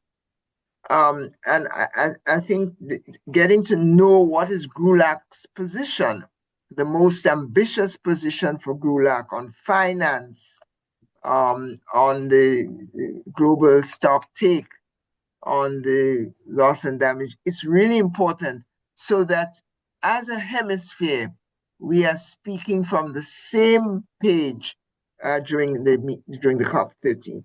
And the third and final recommendation I have is that we have to go there with moral, I may be repeating myself, but we have to go there with a moral stance that commands authority. We cannot be asking others to do what we are not willing to do. The others, the industrial countries who have created this hazard, they must take the largest action, the earliest action. But we must also, and we can, and we are taking enormous action. So we should try to do a lot of public relations. At home, we really need to connect to the youth. Thank you very much, young Miss, I forgot your name, Miss Surabe Mercado. Yes, thank you so much. We need leadership. You should reach out, and I'm willing to help you, to reach out to the youth across the region, to replicate the kinds of activities you're doing within the countries. And then the homework of the youth, the homework of women, mean that we must find ourselves on national delegations, on the delegation, because there are many parliamentary, not many, but some parliamentary groups that we can get on, and our governments don't have to be the only space we occupy. So I really want to make an appeal. And I didn't even mention AOSIS. Now, there are 33, well, maybe there are about 20 small island states inside GULAC. So we have a twofer. We have GULAC and we have AOSIS. And I really think that we could work through those groups to make sure that parliamentary voices for oversight, because we give the budgets, we're going to give the budgets at the end of this year for next year. And we have to make sure that the climate budgets are in there and that we are able in Parliament to justify that and to champion them. So thank you very much. Thank you, Madam President. I am going to turn now to Senator Janelle Chanoa from Belize. Your hand has been up and you've been waiting very patiently. The floor is yours. Thank you. Thank you so much. I concur with your thoughts. Very important information and sharing. I just had a question directed to the panel, especially, but to anybody else. And thank you, Dr. Decima, for raising on the AOSIS. I was talking with colleagues there, and they were sharing being at the ICJ when that ruling was handing down and feeling how stunned the advisory opinion, in their words, has pushed us, and just saying that, you know, highest possible ambition and letting that sink in and internalizing that in terms of not being politically convenient, not being economically comfortable, but the best they can do and the timing of it. So I was just curious in terms of their takeaways from the opinion, but more importantly, in terms of how immediate do we think that advisory opinion would have on discussing this and hearing Prime Minister Motley talk about, you know, changing the framing from climate change to climate crisis, and just looking at how do we make sure that that, you know, those types of rulings get the teeth, but that also the traction that we would want to see in these international fora like COP. Can I try to answer? Start with an answer? Yes, sure. Thank you so much again for this incredible discussion. It's so important. It is true that we have this objective, but we haven't set the path to attain this objective. And that's why it's so important, the transition plans. We don't talk much about transition plans, and transition plans are different for every nation. Take, for example, Canada, how some provinces are ahead on their transition plan and some provinces are really, really very behind. And I hope that this new rule by the International Court of Justice will push people and make it more urgent, because the sense of urgency is being lost in the discussion, as several of you have pointed out. You know, we are talking about COPs that took place 20 years ago, and we are still not moving fast enough the needle. And so this sense of emergency, despite of the fact that circular economy theory is there, despite of that renewable energy technology without any subsidy is breaking all records, we don't move. And we have to have the courage to identify the obstacles. And while we are more and more aware of the effects and the impacts, like on health, for example, I was recently in Geneva, and United Nations have decided to, you know, shift a little bit the vocabulary and talk about extreme heat events or extreme heat domes, and a little bit not linking it to the global warming. And again, this is because we give up on because of new narratives that comes. And so we change it because of lobbying pressure. We change from global warming, which was the scientific term, to climate change. Doesn't have clear description of what is happening. So we have to put the eyes on the top, the points on the eyes, and be clear on the fact that what are the causes, what are the low-hanging fruits that we can tackle, the existence of these renewable energy, electrical vehicles, circular economy, care economy, knowledge economy, and we have to have our legislations align with this objective. We absolutely need the catalyzing power of the finance sector, otherwise we are not going to move. Everybody in the comments are saying it very clearly. We need the finance sector, we need the finance, and we have to differentiate the contributions because, as everybody pointed out, there are nations with higher responsibility because they are emitters, and there are priorities with nations such as the island nations that have contributed very, very little, but suffer all the brunt of this crisis.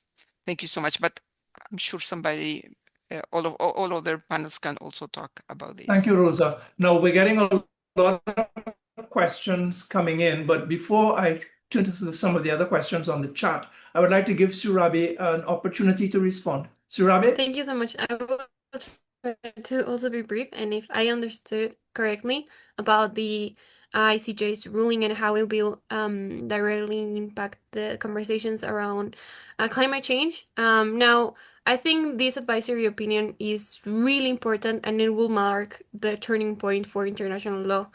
It will directly shape inevitably the agenda for COP 30 and the responsibilities that governments will be holding, right? By affirming that states have the binding legal obligations and not just the political commitments to mitigate climate change, and the ruling forces nations to align their policies with the 1.5 target, together with the Paris Agreement, and phase out fossil fuels will determine many things, and that also how countries will face heightened pressure to strengthen their NDCs and deliver on climate finance, as mentioned before. As well for COP29, and as we know or not know, but finance and the decisions around it was a pretty big deal, and from a civil society point of view and from the small islands and states, most importantly, it was really important, and is still really important. Is on the table too, and is still being dialogue for finance and for that goal to be elevated. But yeah, just to note on the ICJs, not only on the fossil fuels on the technical part, but really emphasizing on human rights that will ensure climate policies that protect vulnerable communities and setting the new standard for accountability in global climate talks. So yeah, extending beyond diplomacy, ensuring and empowering legal and grassroots movements, which I think is most important, the grassroots on the local movements and civil society, the youth, and women and children to come together and to be heard more in a binding obligation. Obviously, the small island states and climate vulnerable nations. There was a recent Vanuatu statement as well regarding the ICJ's opinions, demanding the reparations as well.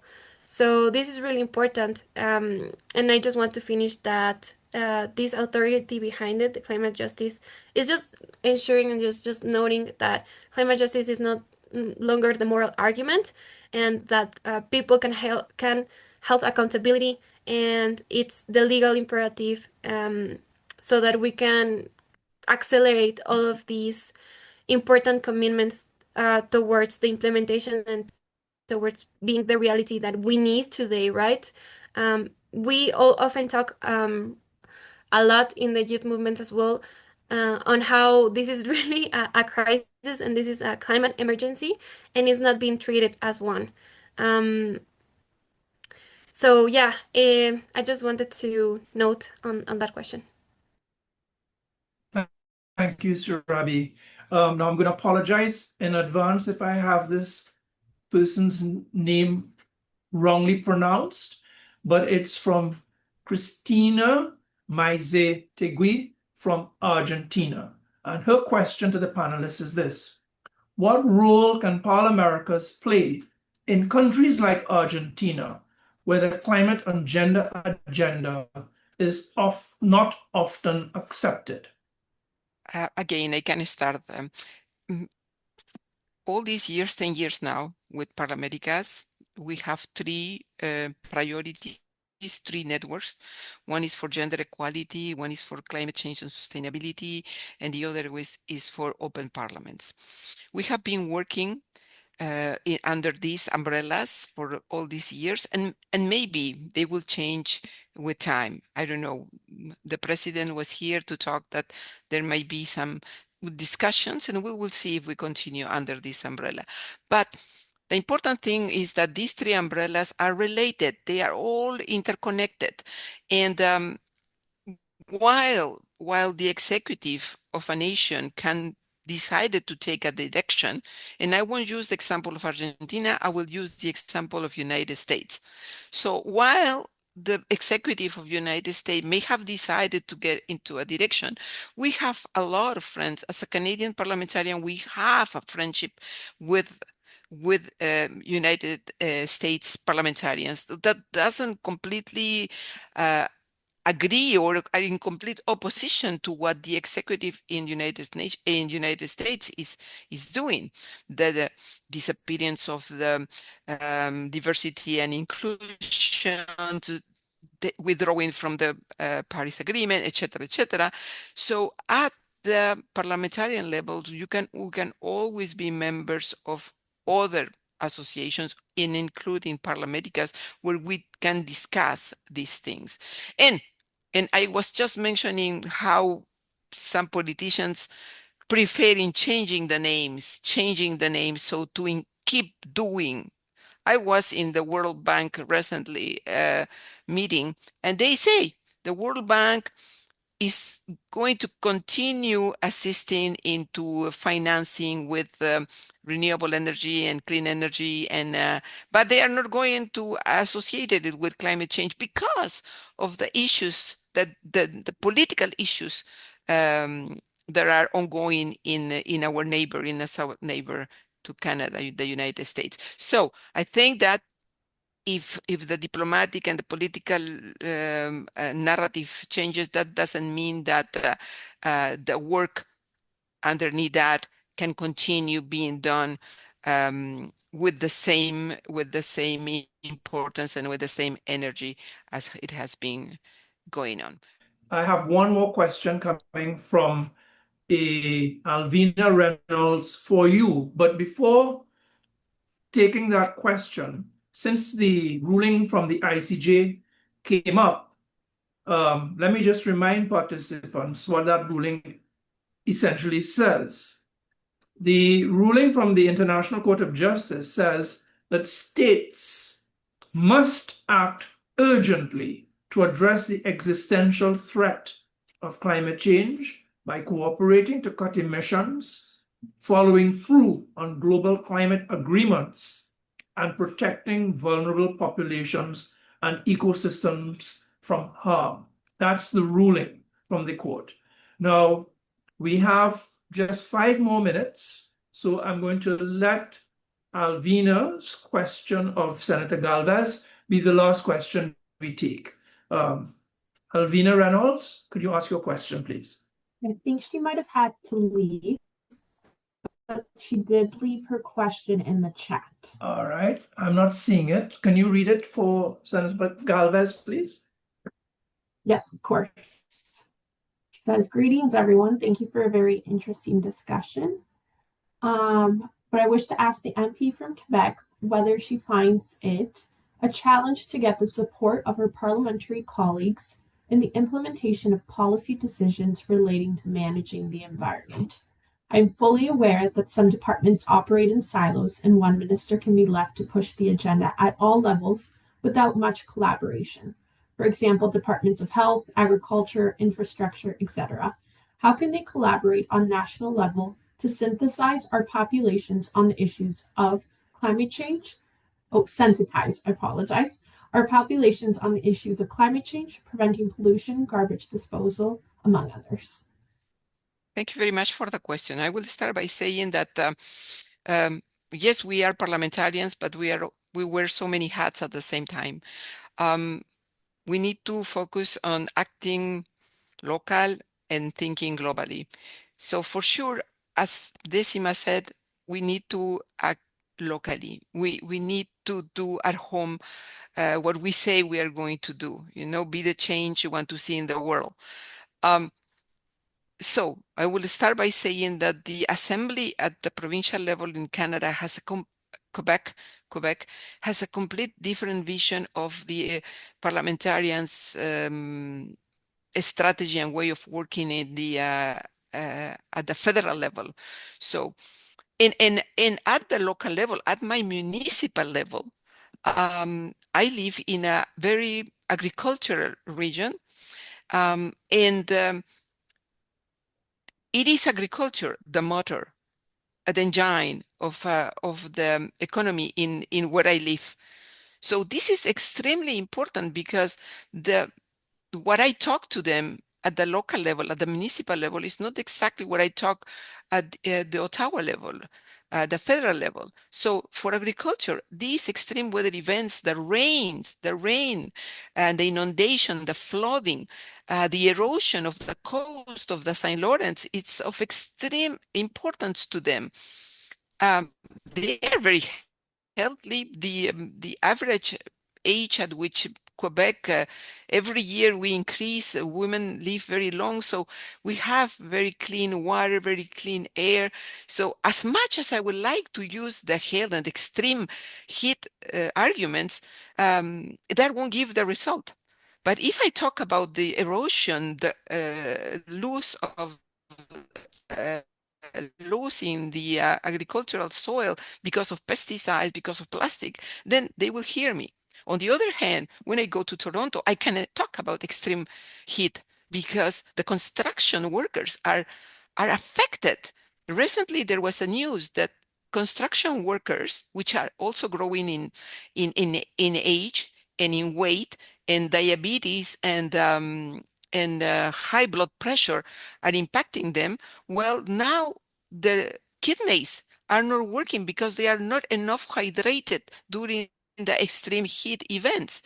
So I know that as a parliamentarian that works at different levels, I need to be aware of what's going on in my local thing at the regional level and at the federal level. And so that's why I can compare what's happening in Quebec, what's happening in Ontario, what's happening in the Northwestern, in the Arctic territories and in the prairies, such as the issues with Alberta and the oil and gas and the fact that they want to have pipelines that goes from one ocean to the other ocean.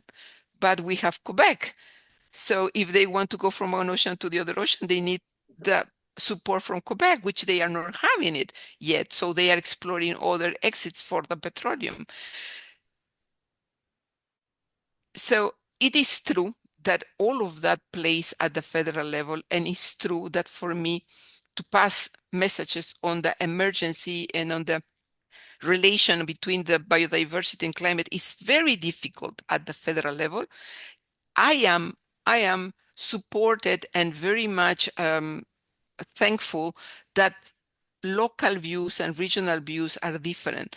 So like I don't get too much depressed when at the federal level I don't get what I want because I go immediately to my local experience and I see the work that is being done. Or when I'm here with you in ParlAmericas and you are all interested in all of this. So I know that you are understanding my passion, my impatience, my passion, and my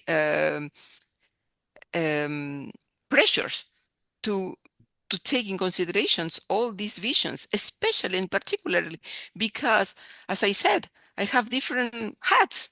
One of them, which is being a grandmother. So I really worry about my 4 grandchildren, and every decision that I take, they are there in my thoughts when I take a decision. Thank you so much. Thank you, Rosa.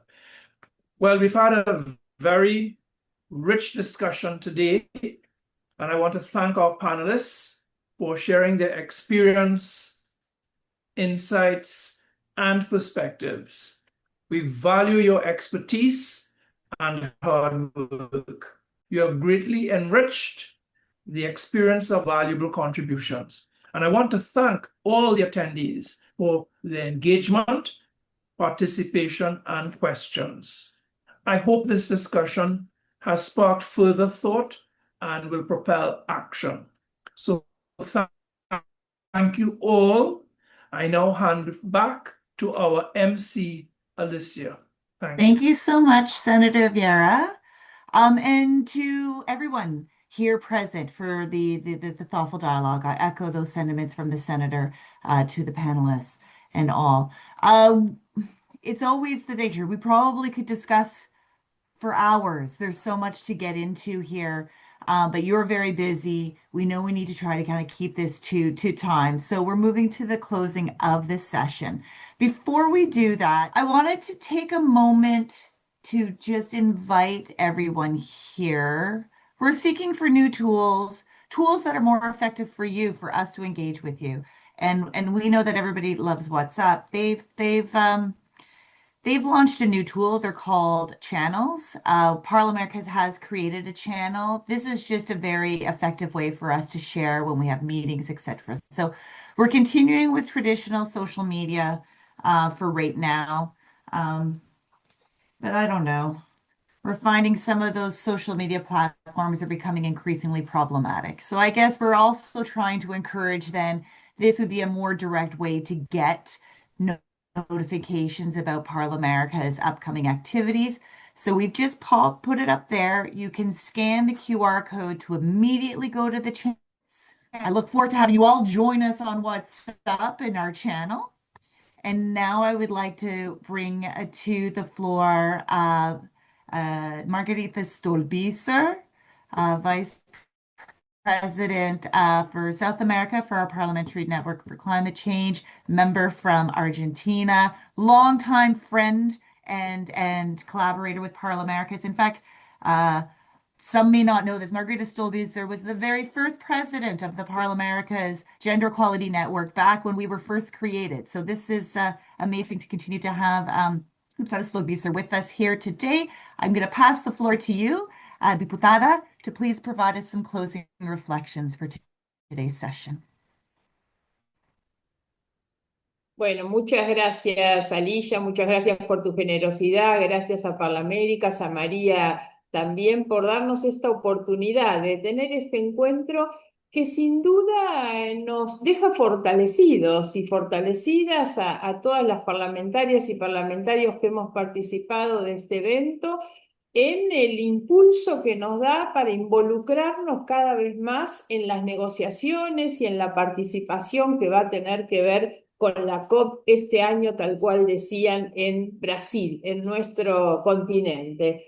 Quiero poner de resalto algunas palabras que decía la honorable Decina William, presidenta del Senado de Granada, hoy temprano en el inicio de su presentación, cuando ella decía el resultado de la COP no nos puede ser indiferente porque tiene un enorme impacto en nuestras legislaciones nacionales, en las inversiones y por lo tanto en el desarrollo de nuestras naciones y tiene mucho impacto en la vida cotidiana de las personas, de aquellas a las que nosotros representamos, y en esto también quiero poner énfasis sobre este principal rol que tenemos los legisladores, los parlamentarios, que es representar, es ser la voz de todas aquellas personas que constituyen el pueblo, la comunidad de nuestras naciones. Ellos son los que sufren el mayor impacto de la crisis climática y son esas personas a las que nosotros debemos representar cuando vayamos a la COP, cuando participamos frente a nuestros gobiernos también en relación a esto. Hemos tenido además una mañana muy fructífera porque hemos tenido un gran aporte por parte de especialistas, bueno, como siempre, destacar a la presidenta de nuestra red, a la senadora Rosa Galvez, querida Rosa, siempre ella con su impronta, con sus conocimientos técnicos y políticos, ella advertía hoy muy claramente sobre la situación real, porque a veces nos entusiasmamos con los grandes progresos que tenemos, las muy buenas convenciones, pero eso hay una brecha muy importante entre los buenos deseos, las buenas declaraciones y la realidad. Y Rosa nos advertía sobre eso y por eso ella, de la misma manera que lo hizo después el senador Iván Flores, nos hablan de la urgencia de conversar sobre estrategias y para eso prepararnos y para eso entonces es este evento que nos ha ofrecido hoy ParlAmericas. Muchas gracias a los especialistas, ha sido un gran gusto contar con representantes de la sociedad civil, con jóvenes que ponen su impronta, su entusiasmo. Entonces, el involucramiento ya desde hoy de los jóvenes que van a participar de la COP y que hoy nos estuvieron acompañando, también para nosotros resulta relevante porque nos intensifica nuestro compromiso con ellos de la misma manera que la sociedad civil. Yo leí alguna pregunta que había sobre la situación de mi país, de Argentina, no me voy a meter directamente en esto, pero la pregunta tenía mucho que ver sobre el rol de los parlamentarios. Como decía recién, nuestro papel es fundamentalmente el rol de la representación, el rol de la incidencia también, porque somos quienes tenemos que llevar con nuestras participaciones y declaraciones a que nuestros gobiernos adhieran a determinadas políticas. Tenemos la tarea propia de legislar y de implementar, porque sabemos perfectamente que los acuerdos que se firman a nivel internacional después necesitan las leyes de implementación nacional. No sirve de nada firmar un gran acuerdo si después eso no tiene una ley que sea de aplicación local. Ese es un papel nuestro. Y el otro papel tan importante es el de control. Hoy en mi país, lamentablemente lo digo, hay un retroceso enorme en materia de derechos y de grandes conquistas que hemos tenido durante mucho tiempo. Tenemos una muy buena legislación en materia ambiental, somos firmantes de todos los acuerdos internacionales, sin embargo, ya en la última COP nuestro gobierno retiró la delegación y viene desfinanciando muchas de las áreas vinculadas con la protección de los recursos naturales. ¿Qué hacemos los legisladores? Bueno, por supuesto que tenemos, por un lado, el papel de control. Yo vivo presentando pedidos de informes, tratando de poner un freno en algunas cosas, y el otro momento en el que los parlamentarios tenemos realmente un papel central en la discusión de los presupuestos nacionales, porque de todas las cosas de las que estamos hablando requieren siempre de las fuentes de financiamiento que son las que vamos a tratar en los presupuestos. Esos son los momentos en los que los legisladores tenemos la responsabilidad de poder actuar. Quisiera decir que el documento de posición que presentó Jungo, que presentaron los jóvenes, nos da una hoja de ruta muy importante, sobre todo porque ahí podemos poner el foco en la educación climática, tan central, porque esto también es trabajar pensando en las generaciones futuras, cómo preparamos a las distintas comunidades. Aquí también la necesidad de vincular y integrar la ciencia, la tecnología, la innovación y la perspectiva de género. Lo han dicho también hoy varios de los especialistas que hablaron. Es muy importante incorporar en todos los temas de políticas públicas y de acción climática la perspectiva de género, por la afectación directa que los sectores más vulnerables tienen.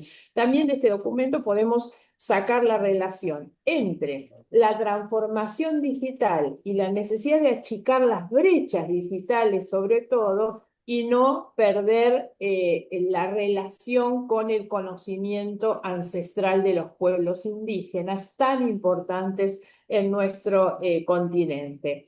Así como hablamos de educación, hablamos de salud también, y aquí vuelvo a insistir con el papel de los parlamentarios en la sanción de los presupuestos, de la asignación de los recursos públicos destinados, que deben destinarse para fortalecer la infraestructura sanitaria. Se necesita trabajar con datos, no hay políticas públicas eficaces si no se basan en datos. Por eso también para nosotros estas reuniones son importantes, porque podemos decir que nos brindan la posibilidad de una actuación informada, ¿no? Y eso también, por supuesto, es central. Para terminar, les digo que abordar las cuestiones del cambio climático no es simplemente un desafío en materia ambiental. Es también social, es también económico y fundamentalmente es un desafío moral, ético. En nuestra calidad de representantes sociales, populares, por supuesto, en el rol que tenemos en los parlamentos, pero también, por supuesto, en nuestro papel como madres o padres de familia, porque también nosotros tenemos que actuar sin perder ese sentido. El parlamentario no es alguien que esté desvinculado, que pueda ser igual, desigual o diferente al resto de las personas. Y entonces también tenemos que actuar como ellos, como miembro de una comunidad que pone su propia sensibilidad también dentro de lo que es la acción política. Sigamos construyendo puentes, articulando saberes y generando políticas que estén a la altura de esto que debemos vivir realmente como un momento histórico. La COP nos brinda esa oportunidad.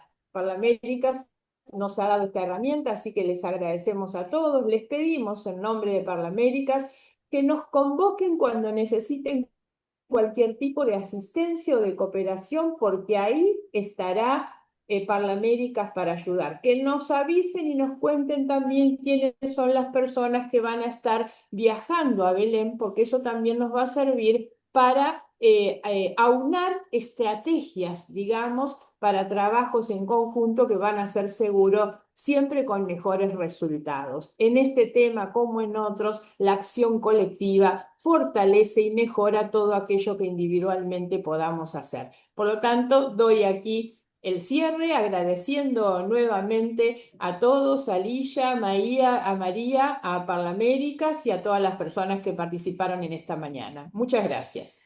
We do have an upcoming meeting virtually in August related to our security programming. And I just wanted to share that as well. Please look for that on the website. This is a part of the pre-summit of the Americas. This is a big year for this hemisphere. We've got COP, the Conference of the Parties, but we also have the Summit of the Americas, which is the very important gathering of our countries. It happens once every 3 years. It's in Dominican Republic. ParlAmericas will likewise be doing the official parliamentary meeting at the summit. In advance of that, we also have a series of activities. So I do urge everyone to please check the website. We are inviting you all to come and attend that meeting. That one is on security in the age of emerging technologies, and would be maybe particularly interested for our colleagues interested in climate, because we're very much looking at the resiliencies of infrastructure and the strong connection between emerging technologies and climate as it relates to even water security, energy security, food security in the region. Okay, so that's coming up. That's August 22nd, and I look forward to seeing you there. I look forward to seeing you in person at an upcoming event in person. But until then, in these virtual meetings, I thank you so much.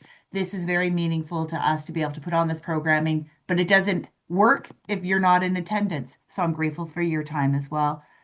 Senator Vieira, Diputada Stolbizer, our experts, Dr. Booth, President Williams, President Flores, if you're still here, everyone else still on the call, and those who were with us before, I thank you.